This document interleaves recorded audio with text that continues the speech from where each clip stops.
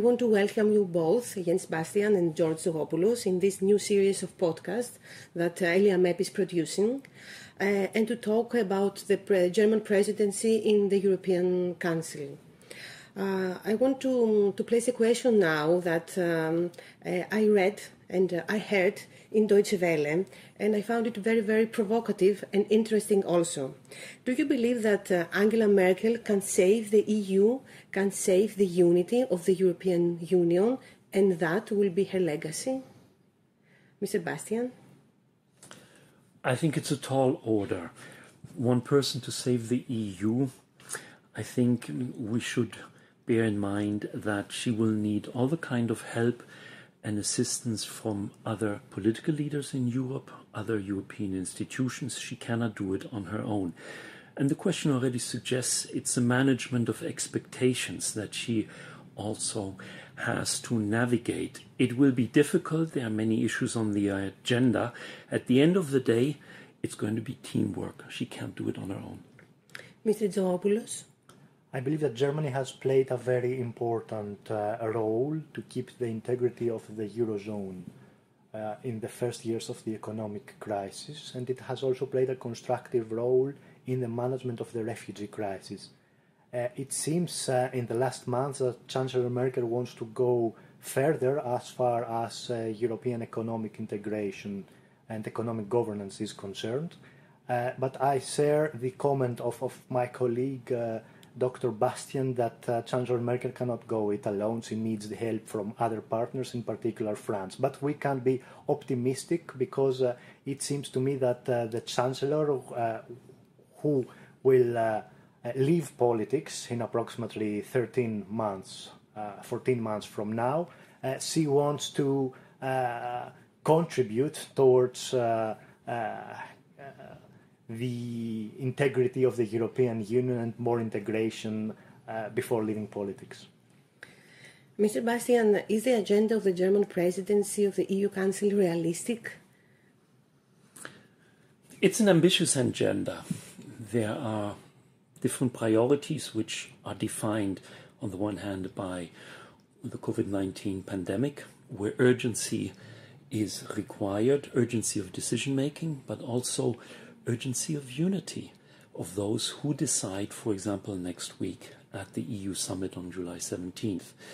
On the other hand, she has to navigate also with other countries who, for example, disagree with some of the agenda items in terms of, for example, how should the Franco-German recovery plan be structured, the volume, what kind of, for example, conditionality, what kind of transparency requirements are necessary in this recovery fund. All this requires a deft hand at compromise solutions, and it requires patience, and possibly we may not have immediately the one-size-fits-all solution there. Merkel has a couple of months to try and find compromise with other leaders in the European Union. Dr. Bastian talks about, and you talked, Mr. Tzogopoulos, about the Franco-German relations and how their cooperation can work in favor of the European Union. Do you believe that Macron and Merkel can persuade Sweden, Austria, the Dutch, Netherlands to come aboard? I'm optimistic about the future. This is what the history of European integration suggests. It's not always easy to reach compromises, but in the end we see that even if the expectations are not always met, in the end the logic of cooperation is the one that prevails. Chancellor Merkel has a very good personal relationship with President Macron. This is very good for Europe, and I believe that the two sides, and Germany in particular, will play a leading role in that regard in order to find the compromise that is now much needed for the European Union. Of course, the German presidency has clear priorities, but it seems to me that the continuation of the coronavirus crisis might require some adaptation, because as long as this crisis persists, this will be obviously the priority, both at the health sector and the economic sector. Dr. Bastian, the geopolitical cards are being reshuffled. There is an ongoing trade war between United States and China. How do you think that will affect the European Union? And is Chancellor Merkel too soft on Beijing? The EU-China relationship, in light of also the geopolitical implications that you just highlighted, in particular the trade war and the rhetoric that is being exchanged between the United States and China during the past months. This EU-China relationship is delicate for anybody who touches it. It's not only Merkel's problem, but given that she holds the EU presidency right now, she will have to manage it in the coming months, and she will also have to find a language for this kind of management. Two critical aspects, I think, are important. On the one hand, given the coronavirus pandemic, the September summit, which was to be one of the flagship events of the EU-China relationship to be held in Leipzig in former East Germany, has to be postponed, which means that there will be no face-to-face contacts between the EU and China on the ground. On the other hand, the discussion about, is she too soft? Should she change her language? Should she be more proactive, more aggressive? I think is a more general debate in Europe on how to deal with China. There is no one-size-fits-all. Individual countries will have to find their language, their strategic priorities, but I think they should always emphasize what they have in common and where there are areas where they move together forward in these common areas. That is trade, that is copyright, that is, for example, a level playing field with regard to investment between the EU and China, and it concerns delicate issues like Hong Kong and the new national security law that China has imposed there. Mr. Tzogopoulos, it's not only China. On Merkel's watch, we will see Brexit happening. How do you believe that will affect the German presidency and the EU in whole? Generally speaking, I have seen the Trump presidency as a good opportunity for Europe, because during the years of President Trump, the EU has made some steps in realizing what it calls as its strategic autonomy. This is related to several issues, including China, Russia, and other affairs as far as foreign policy is concerned.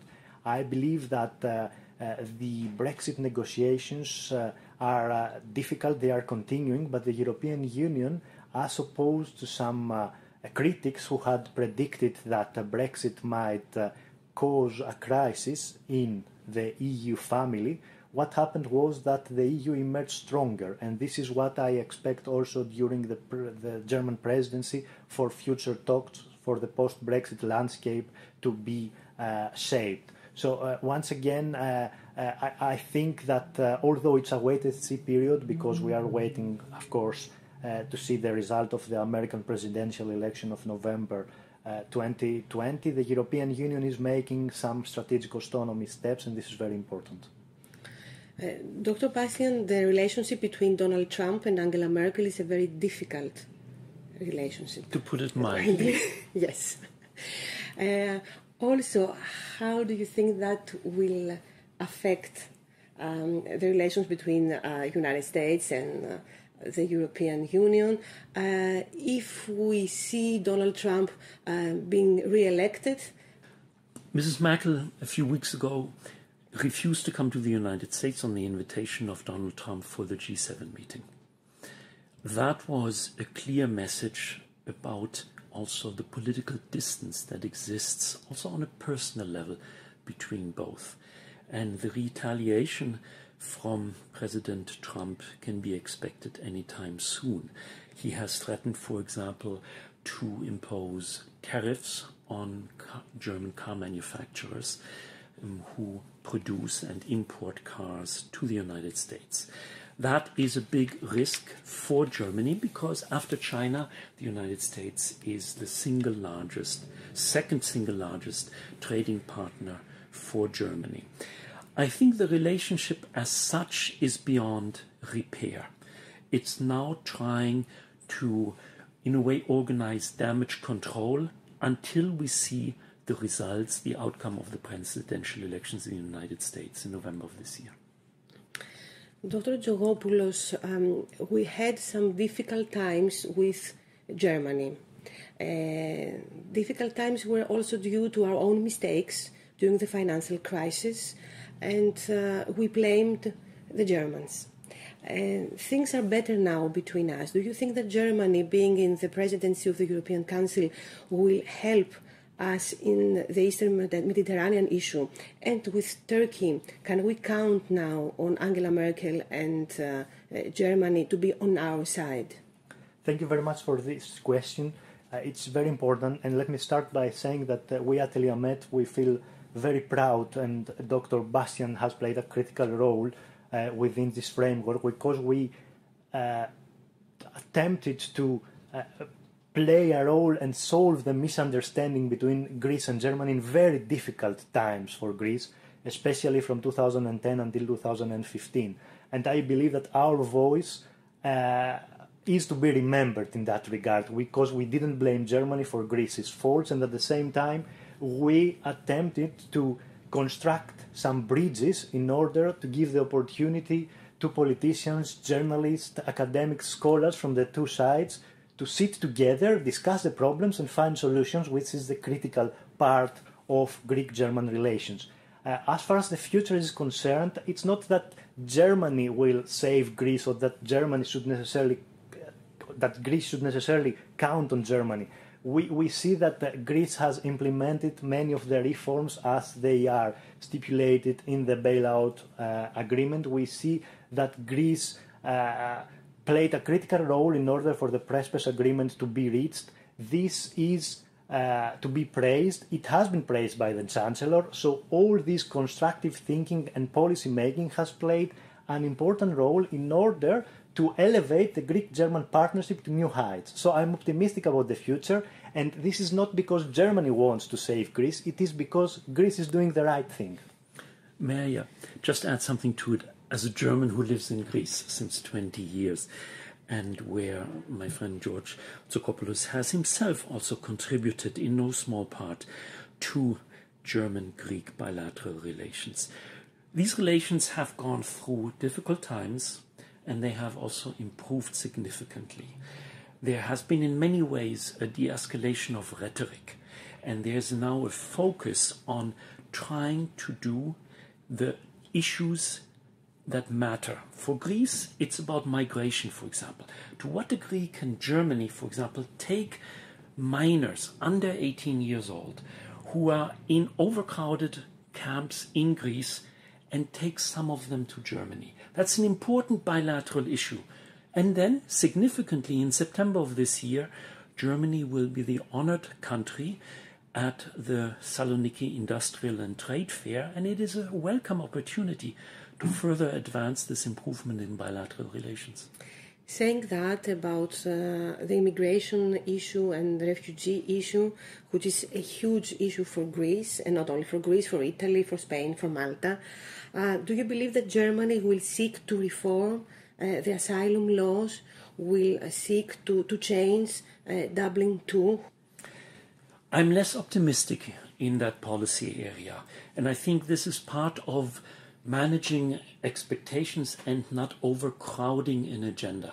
I think here Chancellor Merkel and Germany in general regarding the presidency has to tread very carefully. There is a legacy of that issue in Germany. It is very much connected to Chancellor Merkel when she opened the frontiers in 2015. And she paid a dear political price for that. And I think she remembers there, in terms of lessons learned, don't go unilateral. She needs there others to go with her, in particular also countries from Central and Eastern Europe, who refuse her and more generally the European Union approach to migration policies. So there I would argue that she is going to rather refrain from grand schemes and from possible solutions, even although they are very urgent that we find them. But I think her name will not be attached to it. Although, Dr. Bastian, she will not be contesting again the chancellery, although that could be a big legacy for her. Could be, but she will not stand as a candidate. But there's a party behind her who has reservations about putting that issue front and center with regard to the emerging electoral campaign next year in Germany. Dr. Tzogopoulos, how do you see evolving the relations between EU under Germany with Turkey? It is a very difficult relationship, and I paid close attention to some of the remarks which were recently made by High Representative Joseph Borrell in that regard. I think that the EU can play a role in order to facilitate dialogue at the multilateral level where Greece and Turkey will participate, but at the same time to argue that the possibility for Turkey to join the European Union seems like a dream that will not be caught. So we need to be realistic in that regard and see up to what extent the EU and Turkey need to find another formula as far as their future cooperation is concerned.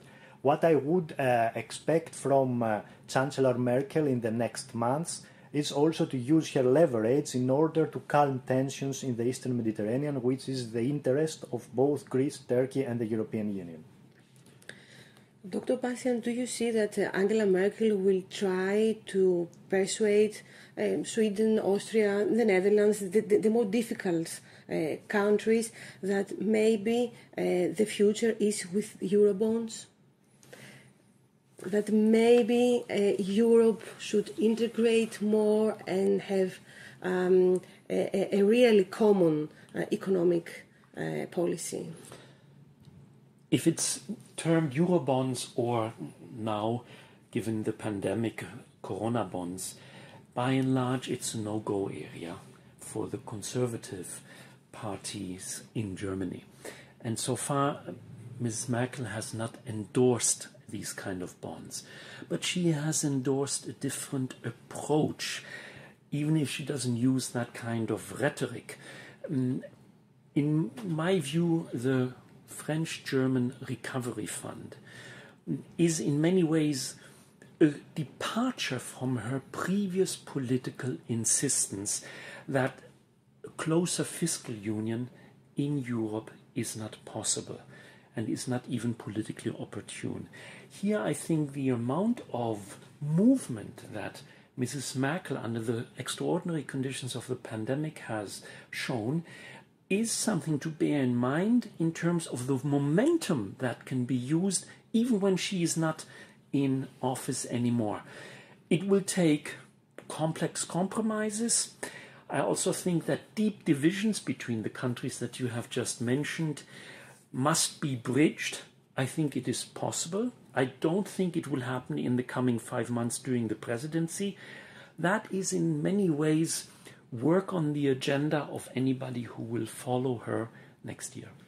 I want to ask you, is she now freer that Wolfgang Schäuble is not in the finance ministry? Would Angela Merkel, and in the years before, in the big financial crisis with Ireland, with Portugal, with Greece, have thought